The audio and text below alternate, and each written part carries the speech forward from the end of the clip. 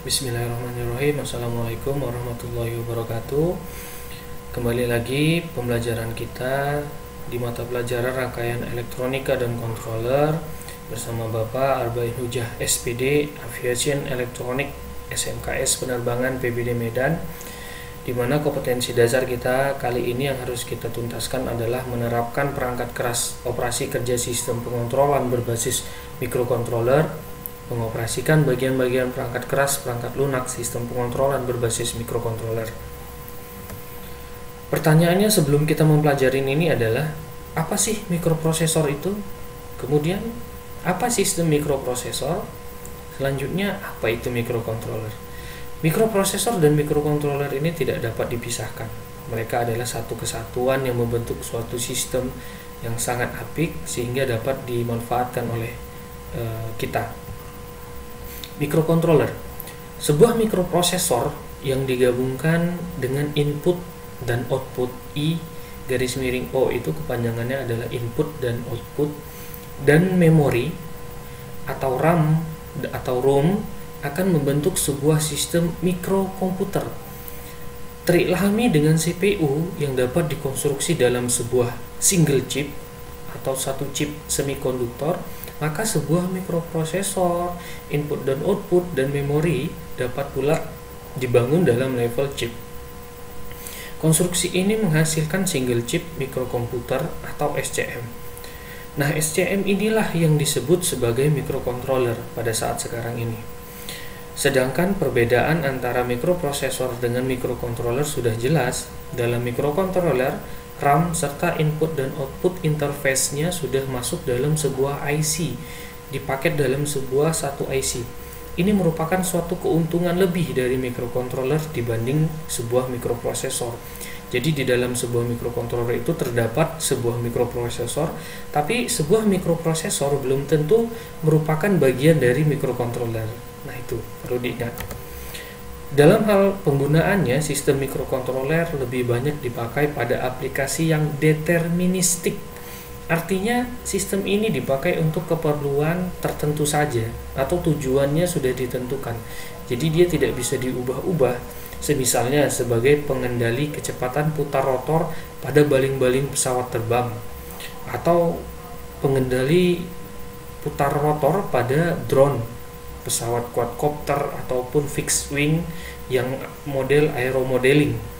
Kemudian digunakan juga untuk pengontrol komunikasi data. Nah, pengontrol komunikasi data ini seperti pemanfaatan smart home. Pernah lihat iklan smart home menyalakan lampu dari smartphone atau membuka pagar dari remote? Nah, itu juga salah satu fungsi dari microcontroller. Kemudian juga digunakan sebagai pengolah sinyal. Pengolah sinyal contohnya adalah radio digital, ataupun di dalam pesawat sebagai pengendali navigasi. Dimana kalau kita ketahui, sistem komunikasi pesawat itu sebagian besar menggunakan sistem radio yang memanfaatkan gelombang elektromagnetik yang berbentuk sinusoidal. Jadi gelombang ini kalau kita tidak akan bisa kita pahami atau tidak akan bisa kita lihat, juga tidak bisa kita rasakan. Nah, gelombang sinyal radio tadi harus diolah, salah satunya menggunakan microcontroller. Kemudian beberapa keuntungan atau keunggulan alat-alat yang berbasis microcontroller, salah satunya high reliability and high degree of integration. High reliability itu artinya dia tahan lama, sangat tahan lama, awet gitu ya. Kemudian high degree of integration, tingkatan integrasinya sangat tinggi ya, derajat integrasinya sangat tinggi, di mana terdiri dari berbagai komponen dalam sebuah microchip yang sangat kecil, tapi bisa terdiri dari komponen yang jumlahnya jutaan, ratusan jutaan, bahkan ratus jutaan begitu.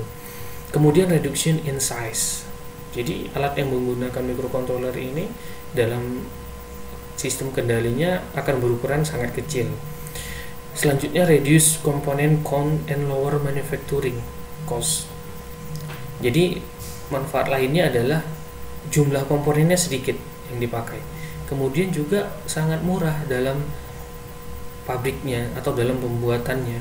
Karena sebagaimana kita ketahui bahwa yang namanya microchip, IC, microcontroller, microprosesor itu dibuat dari bahan semikonduktor, yaitu germanium ataupun silikon yang jumlahnya sangat banyak di bumi, ya, jumlahnya sangat banyak. Salah satunya penyumbangnya adalah pasir, itu adalah bahan dasar pembuatan silikon. Kemudian shorter development time, jadi pengembangannya butuh waktu yang sangat-sangat singkat. Pengembangannya itu maksudnya aplikasinya atau kita mempelajarinya sangat singkat. Kemudian shorter time to market, ya, pemasarannya singkat. Kenapa? Karena dia kecil, mudah gitu dipasarkan, mudah ditransformasikan, dibawa-bawa itu mudah. Kemudian lower power consumption. Jadi microcontroller ini dia sangat hemat energi, ya, hanya menggunakan energi yang sangat sedikit sekali. Jadi itu juga salah satu keuntungan dari microcontroller. Jenis-jenis microcontroller secara teknis hanya ada 2 macam microcontroller. Pembagian ini didasarkan pada kompleksitas instruksi-instruksi yang dapat diterapkan pada microcontroller tersebut. Pembagian itu yaitu RISC dan CISC, di mana RISC merupakan singkatan dari Reduced Instruction Set Computer atau instruksi berukuran tunggal dan sederhana. Sebaliknya CISC memiliki kepanjangan yaitu Complex Instruction Set Computer, di mana artinya adalah kumpulan instruksi komputasi kompleks sehingga jumlah instruksinya sangat banyak. Berdasarkan memorinya atau berdasarkan arsitektur dari memorinya dibagi menjadi 2 jenis microcontroller, yaitu microcontroller jenis Harvard arsitektur dan von Neumann arsitektur. Masing-masing dari jenis microcontroller ini memiliki keturunan atau keluarga sendiri-sendiri. Sekarang ini kita akan membahas bagian-bagian atau jenis-jenis microcontroller yang umum digunakan. Nah, perbedaan-perbedaan ini tentunya memiliki keunggulan dan kekurangannya masing-masing. Tapi bukan berarti yang satu lebih baik daripada yang lain, karena tergantung dari pemanfaatannya atau penerapannya. Bisa dilihat ini adalah diagram yang menunjukkan sistem dari microcontroller jenis RISC dan jenis CISC, di mana yang RISC itu lebih singkat, hanya terdiri dari 2 instruksi, sedangkan yang CISC bisa terdiri sampai 4 instruksi. Nah, ini perbedaannya tentu 2 kali lipat. Kemudian dilihat dari struktur memorinya yang jenis Harvard versus von Neumann. Yang ini adalah jenis Harvard. Jenis Harvard ini bisa dilihat bahwa program memori RAM-nya itu paralel terhadap data memori RAM. Tapi kedua memori ini terhubung secara seri terhadap CPU, di mana CPU ini memiliki pengaruh atau hubungan timbal balik terhadap RAM.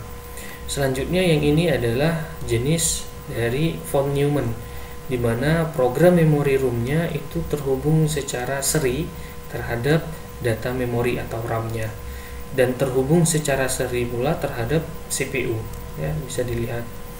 Nah, untuk yang Harvard ini digunakan oleh pabrikan Intel jenis MCS 8051, Atmel AVR, Microchip PIC, Texas Instruments, dan lain-lainnya.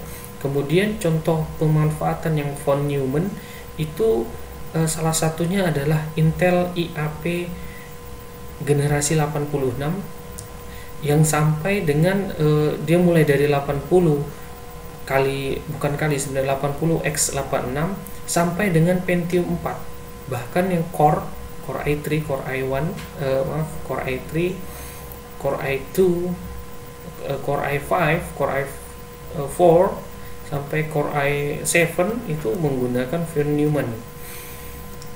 Kita lanjut aplikasi mikrokontrolernya.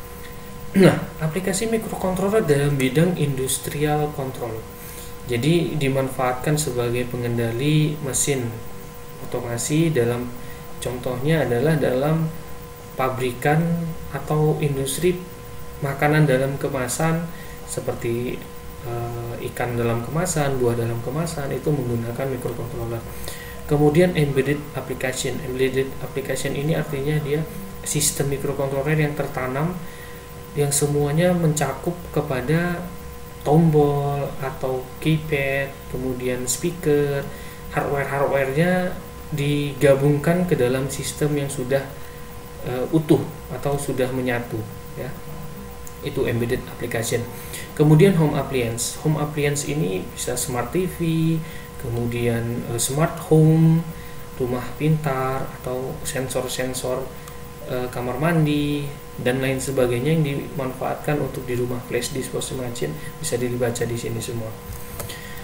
Kemudian aplikasi microcontroller jenis countdown, ya, countdown digunakan untuk safety critical and life support device.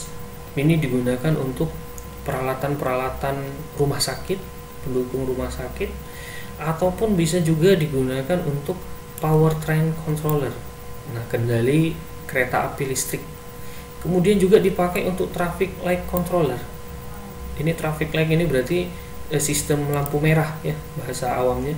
Kemudian komputer network itu dipakai di analog modem, ADSL modem, router, switch. Nah, itu menggunakan microcontroller. Kemudian outer space application, aplikasi di luar angkasa, yaitu dari satelit, space station. Space station ini adalah stasiun luar angkasa, planetary explorer, robot-robot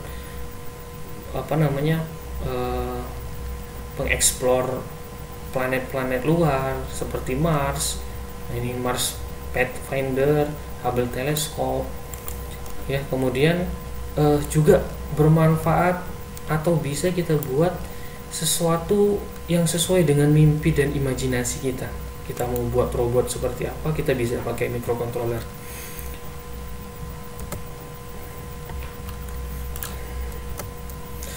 Nah, keluarga MCS 51 ini adalah salah satu contoh keluarga MCS 51. Kenapa ada kata keluarga? Karena microcontroller ini penggunaannya sangat luas. Jadi kebutuhan setiap individu dan kebutuhan setiap manusia itu berbeda-beda, sehingga dibuatlah bermacam-macam microcontroller. Yang microcontroller ini diturunkan dari berbagai tipe-tipenya menjadi sebuah keluarga lah, gitu. Microcontroller ini termasuk dalam keluarga microcontroller CISC buatan Atmel.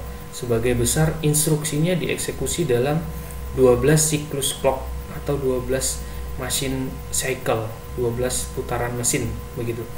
Contohnya adalah AT89S XX. XX ini menyatakan serinya atau tipenya, AT89CXX, kemudian AT89C2051.